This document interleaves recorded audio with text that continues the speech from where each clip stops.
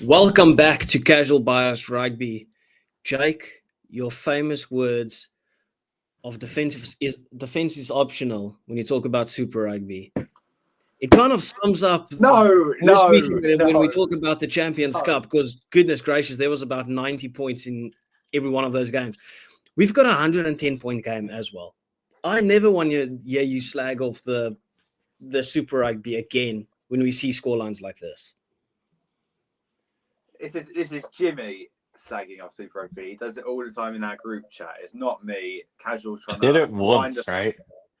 And now I'm being crucified for it. All one evening you did it. Yeah, one evening, that's it. You do it all the time. I've done that. Whatever happened to the Prem and URC being top quality defensive leagues, and now you've completely switched the narrative. I've never done that. I'm an advocate for what Jimmy's saying. Like, it's true. Jake slags off the Super Rugby every single second that he gets. I did it once, and I got crucified for it. So, no, I'm kidding. Anyway, we had the Champions Cup. What a weekend!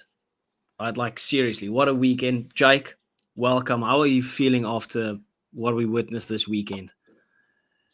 It was a mid-weekend. Disappointing, I feel like, honestly. I didn't enjoy it. Is that only because your team bottled a 30-point lead? No. I think we're just seeing rubbish games. I think these are not close games. Like, only about 2 or 3 were actually close. I'm disappointed, to be honest. Jimmy, please, how are you doing? Just say you're doing well. Yeah, very well. Yeah, actually, great weekend of rugby. Team got a great result. Watched some high quality rugby. Might have had a few mismatches, but we did have equally as much great games. Like Munster, Rochelle was great. Castres, Benetton was also great. Like, we did have some great rugby too. We were treated to some high quality rugby. Yeah, well, to be fair, like when we did our predictions and everything, like we said some of these would feel like obvious decisions, and yet somehow we got some of them wrong. And like, I'll have to hold my hands up because I said there's no chance that one team is beating the other. And they went on and did it by 1 point. And we'll get to that in a second. But people, if you do like just chatting a bit of shit when it comes to rugby, like no analytical stuff, literally just fans talking about the game, please do remember to hit that like and subscribe button. Go to Jake, go to Jimmy's profiles on social media. Go show them some love and support there as well. But we started off on Friday night. Saints versus Clermont. That attack of Saints is just crazy. And Jake, I'll give you the floor. How good is Henry Pollock? He's pretty good, isn't he? Like, he just does he's a monster. He does stuff that no other back rower is sort of doing right now, which is just crazy. Like, I don't know, just everything. He gets around the pitch everywhere. He's like, for 20 years old, he's not like the biggest guy. He just carries so well, and he's making these line breaks, and he's a supporting player, and he's the jackler, and he's the main try-saving tackler. He's everywhere.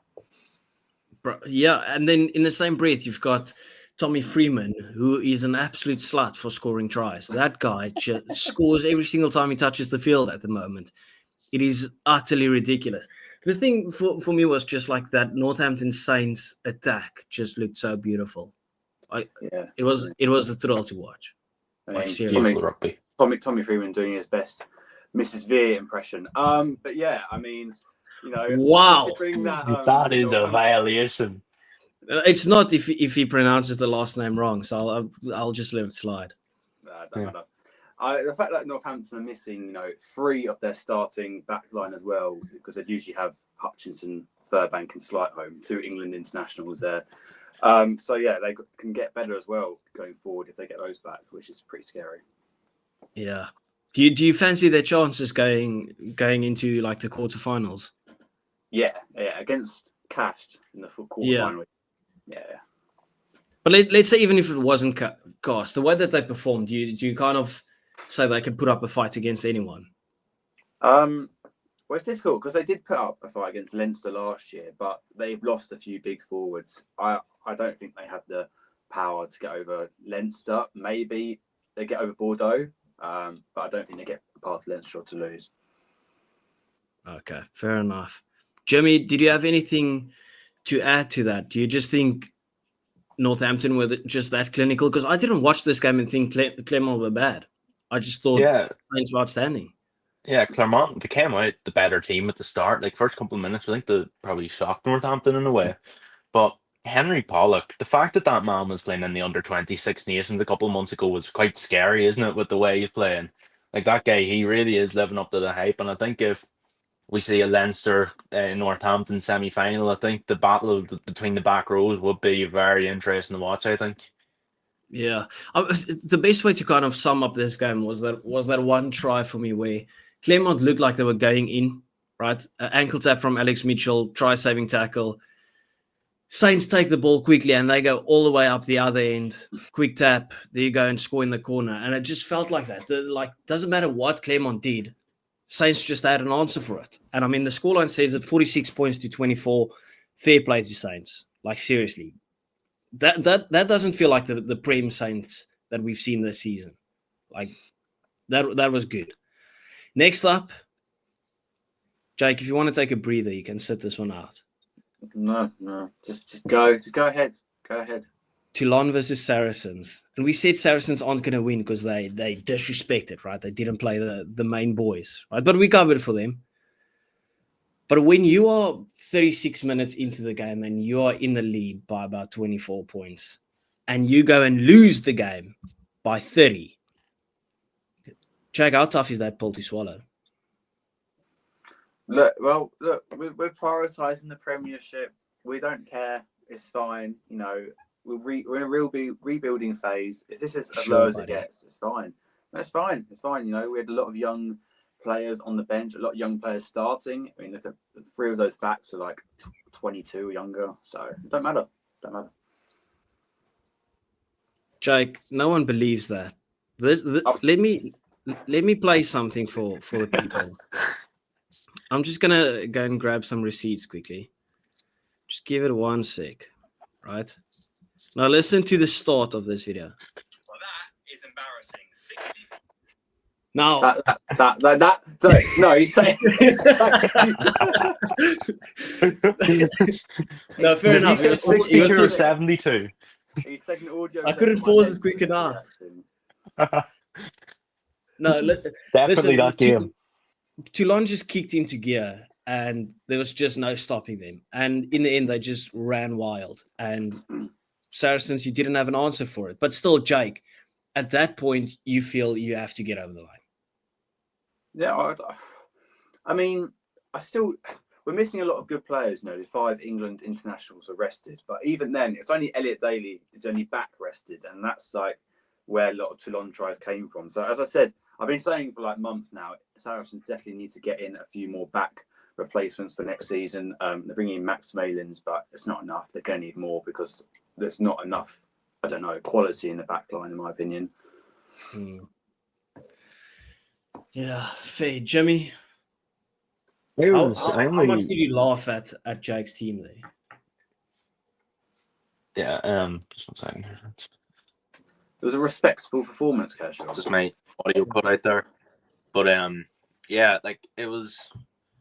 I was watching the game, like I watched the first half, like because I was on my way to Dublin, and I was like, "Wait, Saracens might actually pull this off. This was a great game, back and forth at times."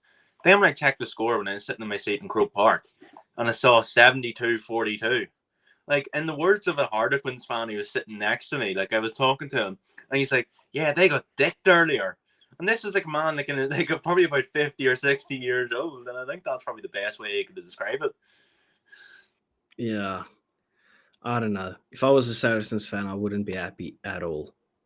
Because, Jake, you can use the injuries or the guys rested as an excuse, right? Like that's valid. I'm not gonna launch on you for that. But when the team's in front by that much, and then there's 4 minutes left of the half, and you can see 2 tries after that, and then you just get absolutely railroaded in the second half. Don't you feel like there was just like a missing bit of grit? Because those guys that were on the field, surely they knew this is our moment to stand out with the other guys not there. I don't know what you want me to say, Casual. It's not good enough. It was a poor performance. The tackling is poor. The tackling in English rugby has been poor for decades. The tackling in the Premiership is poor. The tackling in rugby just generally is poor. What do you want me to say? Even the top 14 and the Super Rugby and URC teams, the tackling has got worse, I swear, in the last 10, 20 years than it is now, you know? Yeah, it was my Well, audio. that just sounded like a fed up Jake. Goodness gracious.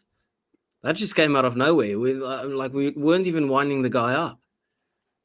This guy's emotionally damaged. Let's just talk about Leinster. 62-0. Jake, do you want to repeat your TikTok? The tackling is poor. Absolutely embarrassing. Leinster, like Harlequin should be embarrassed. 62-0. What was this a situation of just Leinster's that clinical, or Harlequins didn't pitch up at all? Both. I haven't seen Leinster attack like that in a long time. Like the defense and the attack, like the scoreline just shows how great both the defense and attack was for Leinster. I thought Jock Nienaber takes away from your attack. That wasn't my words now, right? That wasn't my words. That's off the ball's words, I'm pretty sure. I thought Jock Nienaber is ruining Leinster, and yet you put on a beating like this on them. No, that was the best Nina ball that I've seen so far. Like, and since he's joined Leinster, that's the best Jack Nienaber rugby I've watched. Like since he's joined Leinster. No, it was very good. It was sensational, to be fair. Like Harlequins were just nowhere in this one. Jimmy, what on earth are you doing? Let's get rid of this guy. I mean, what? Like, Leinster have how many, like, not just international players, but current international starters in their prime? It's like 15 out of 15, pretty much, you know. And Harlequins, who in their prime, maybe 3. Like, it's a joke. Yeah, but this is still the same. Like the Irish guys that you're talking about, is still the same guys that got slaughtered for their Six Nations performances. You get what I mean? Yeah, but you're playing against international teams. Harlequins, I said, are not an international team. They don't have the quality of a Six Nations side. Yeah, but the difference between the two teams, I'm not going to have it where it's like 62 points difference. Well, maybe not, but you know, it's just, you know, Leinster have. We spoke about it before the game. We said this could be the most Harlequins thing in the world for them to actually go and pull off an upset victory at Croke Park. That did not happen. That was delusional, because that forward pack could not compete with the Irish one. The Irish defence, not at all. Well, crazy. This is the same Harlequins team that got to the semis last year. We can't forget that. Yeah, but what have they done? They've lost Esterhazen, and they lost their best prop, arguably, in Will Collier, and they brought in absolutely no one to replace that. They've got no centre replacement. They're relying on some English hopes, you know, and talents, which is nothing compared to the established centre of like Henshaw. You brought in Barrett, well, they've lost Esterhazen. Like, they're going in two different directions. This is the Harlequins team that put on 50 on the Stormers, who's the best team in the world. Exactly. When was that? It was in the group stages, but obviously that was in the prime injury for the Stormers. Like, I think we might have had like our 4th team out there, some schoolboys being drafted up. So no, let's not take anything away from Leinster. They were clinical. They knew they had the physical upper hand, and they absolutely abused it. And Jeremy, surely that gives you a bit of confidence moving forward now. Like that was. Yeah, definitely. We've seen Leinster play well, but they haven't really smashed any teams, like properly smashed them like we know they can. And you've just pulled out an all-timer over there. Yeah, like I think a few of our pool stage performances were a bit probably below par, and we've seen that a couple of times this season. But this season, I think there's something different about the squad compared to last year. I think the performances are getting better, especially in these bigger games. But yeah, I think it's given me a lot more confidence, especially with that scoreline and like the way we played. But like the French teams weren't as convincing, I think, as people would have thought. Like your Bordeaux and your Toulouse weren't probably as good as people were expecting. But yeah, it definitely does give me a bit more hope going into the next round. Jimmy, is it hard to have hope when you have the biggest wage bill in Europe? Like, do we have the biggest wage bill in Europe? Yeah. Maybe it's because we're producing so much talent. Jake. Do you ever think about that? Bigger than Toulouse. Yeah. Well, like a couple of million as well. How That's is that because we produce so much talent. Thing is, so Toulouse buy their talent, Leinster produce it. Oh, that's not true at all. It is facts. So they all come through the Leinster system. apart from a handful of players. Do they? Yeah, and Did- even in the other provinces, a lot of the players all come through the Leinster system. What Leinster system did James Lowe, Gibson Park, RG Snyman? I said apart from a handful of players. Okay. Like Fair apart enough. from about 5 or 6, maybe. It's That It's all famous Leinster. Leinster product of Suleimani, Barrett. Oh no! I claim him as Irish now. That man is a fucking beast. He is God. unreal. He's as Irish as you are. Don't be ridiculous, Jimmy. Anyway, Yeah, he is. He's fully. Yeah, he's 100% Irish like me. Yeah. Yeah, Bro, Travis Lamani. I was at school with Josh Van der Vlier. So I don't like it's Yeah, more Josh than Van a der Veer is handful. definitely not from Wicklow. He is from Cape Town. As you say, yeah, he's definitely from Cape Town and went through the Stormers Academy. Yeah. Bro, that guy speaks fluent Afrikaans. Like he can barely even speak English. Well, he probably speaks Dutch a bit, but Yeah. Never mind. I'm not going to say that. Castres versus Benetton, probably game of the weekend. Can we agree? Well, that all the I one didn't after. get to see much of it. no, I was watching everyone. I saw that. I watched the highlights back, but we spoke about Castres at home, right? Like there was no chance Benetton does it. well. Benetton nearly did it. I mean, Castres had to do it in the last second. Yeah, I did say, to be Right fair, there. Benetton by 3 points and they were going to cause an upset, and I was so close to being right. that was a soft final try they gave away as well. That was so gut wrenching. Yeah. They could have Yeah, done It it. letting was a such a pick and scrum go off- from the scrum. It was too easy. Yeah. But I apparently, mean, you look at the start of the game, right? Rainer Smith gets the ball. He's trying to launch a counter attack. He slips and knocks the ball. Castres just pick it up and run through to the other end. You know what Castres do? From the kickoff, they knock the ball straight into the Benetton hands. And you like 2 minutes into the game, you've got to try on each end, literally just giving each other 7 points. There was a couple of like opportunistic tries, but this was a fiery game. If you look at the red cards, the yellow cards, there was fire all over this pitch, like in true Italian fashion. Like these guys like a fight, and Benetton should have pulled it over the line. Like it was upsetting knowing they didn't get it over the line. It was heartbreak for Benetton, really. Like, there was some lovely tries in that game from both sides, like some beautiful offloads leading up to tries. It was just a great game, but Oh yeah, even try though they from went out, Brett. Did you Oh, manage to see the beautiful. try from Brett? yeah, I watched the highlights back. It was beautiful. Like It's so someone like sexy. even a lot of the offloads and that like just led to tries. Really, like the next phase of play was a try. Like it was a great game, and like Benetton were just so close to doing it. Like heartbreak for them. Like I did say Benetton by 3 points, and I was so close to being we right. watched the RC, right? And we see Benetton up and down performances the whole time, right? Yeah. And then they come into this Champions Cup and then pull off great victories over the likes of Bath. Did they beat La Rochelle? Larshell. Yeah, they beat Larshell in Larshell. Bath B team, but yes. Jake, But can you nonetheless, Jake, why do you always want to take away from teams? yeah, like Why do you never want to give credit? Why do you have to be so tough? Because it's a fact that, it's like them beating a Stormers B team. You say, well, it was not there, it had a load of injuries. Yeah, but thing is, so this is it's Benetton. Like this is a massive achievement for Italian rugby. Like they were seconds away from being in the last 8 of the Italian Champions rugby. Cup. You still have to rate them fairly. They're not going to beat the Bath A team, I don't think.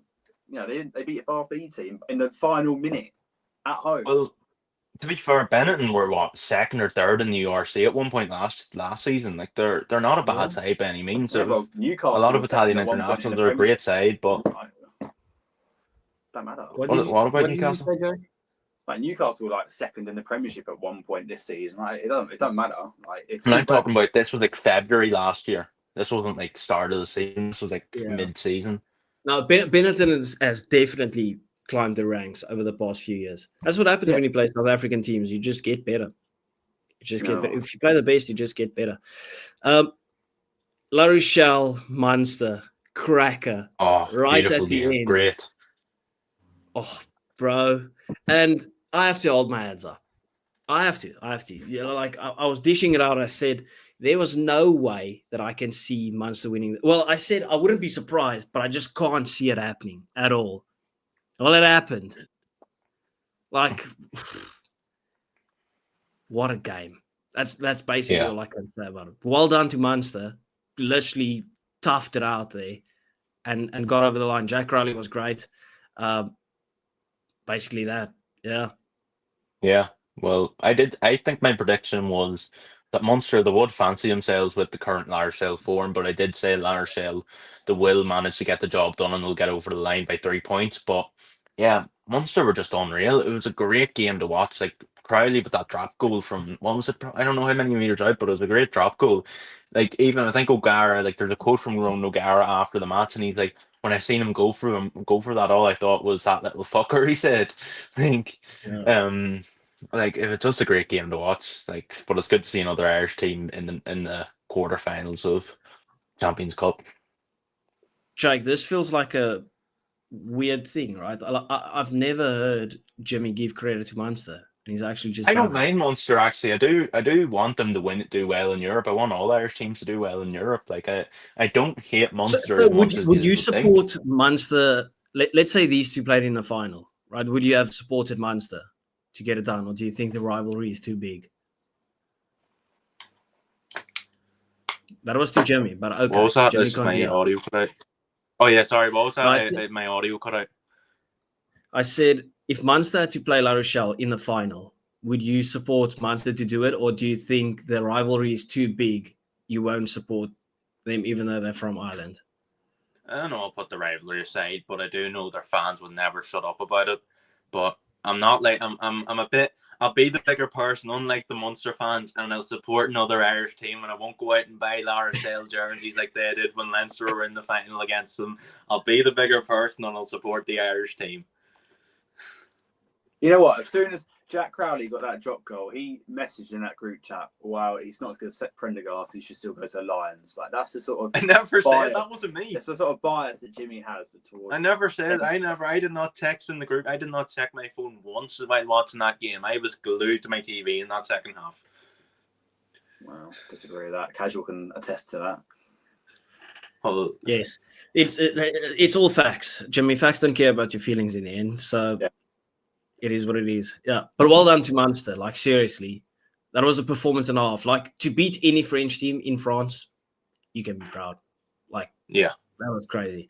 Then going on to Glasgow versus Leicester, we weren't that surprised. I mean, we spoke about it before. Glasgow at home, different breed of a team. Feels nearly impossible to beat them. Just proved it, 43 points to 19.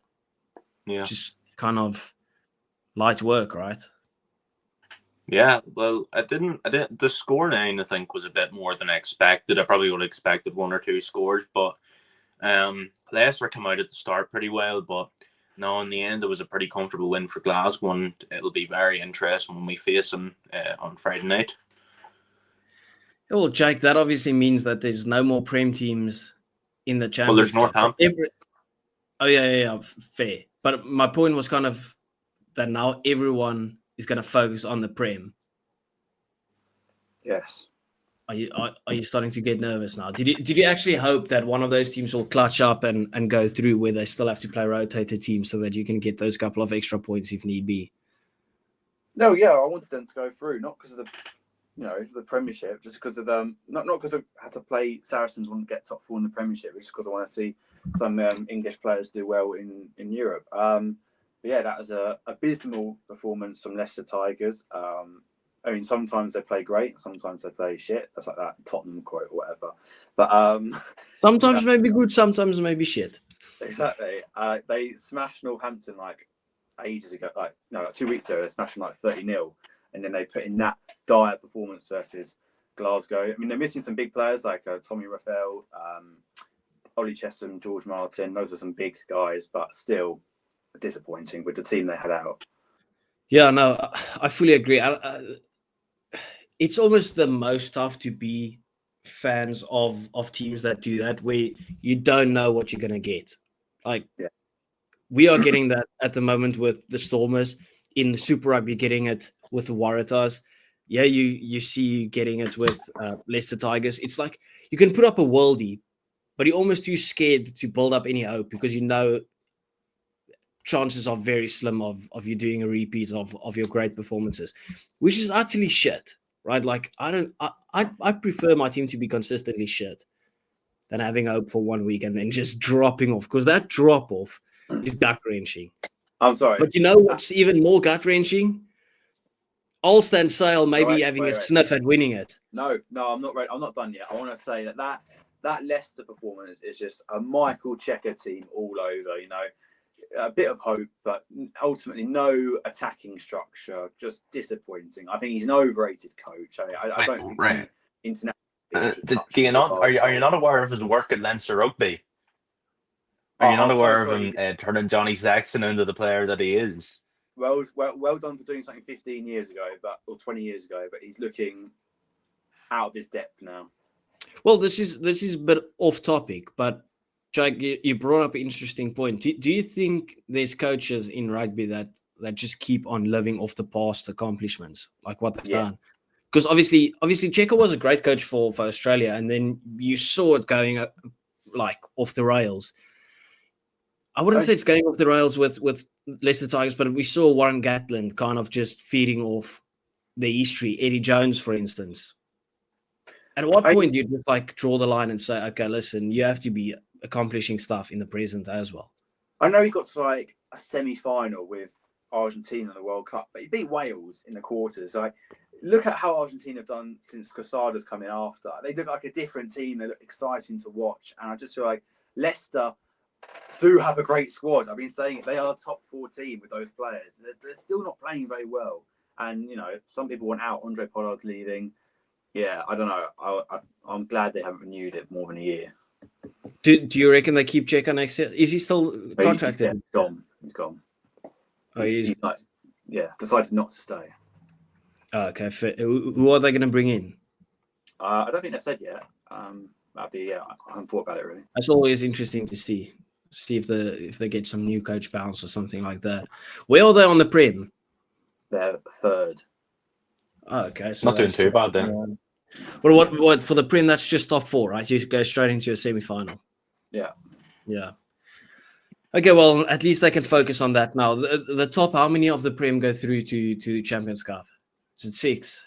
Do 8, isn't it? Unless they're changing it. I don't think it's 8, is it? Or it's 6, is it? Bro, they only have 8 teams. 10. That's 10. So it goes 8, 8, and 8. So you get 24. I heard Northampton probably won't be in the Champions Cup next year, from what I've heard. Unless they're changing the format, then. But if it's still 8, then they'll be in it. Okay. I don't know. Fair enough. Let's go over to the 2 big French teams, who let's not beat around the bush. I think both of them were shitting it a little bit. We'll start with the Bordeaux game. Ulster pitched up, boys. Zach Ward, 2 trays. Great player. Yeah. Jimmy, how do you feel, your team doing so well against one of the French biggest? As far as I know, Leinster haven't played a French team in a while. So I don't know what you're talking about in that one. No, Ulster, they did themselves like proud, really. I think they've only really hit decent form again in the last couple of games. But Zach Ward is a great player. Came from the Ireland 70s. He's been really standing out for Ulster in the last couple of weeks. I'd love to see him in the Ireland setup in the summer, maybe. But yeah, I'd say Ulster should be proud of themselves and they should focus on the URC, try to get some playoffs now. Yeah, because obviously it's about what the standard and the expectation were. Like, maybe I was a bit brash when I said it, but I was like, Bordeaux is going to win by 40 points and Toulouse is going to win by 45 points. And the performance that these 2 teams put up against these world-class teams, who people would probably favor to go at least into the semi-finals, right? Like, if you think about the top 4 teams, Bordeaux and Toulouse is right up there alongside Leinster and whoever else. It's a great performance, like away from home as well, showing that fighting spirit, fighting right until the end. Ulster will take that all day long. And Jake, you said it yourself. If we'll just move on to the final game as well. You look at 38 points to 15. It's not a fair representation of the game. No, that was a great game, wasn't it? Sale Sharks. I did not expect that. That was Yeah, they really did play well, to be fair. Yeah. How good was that Ange Capuazzo try, though? Oh, yeah. Summoning, What, the one under the posts? yeah, summoning his inner Cheslin Colby. Slightly Get him. overrated.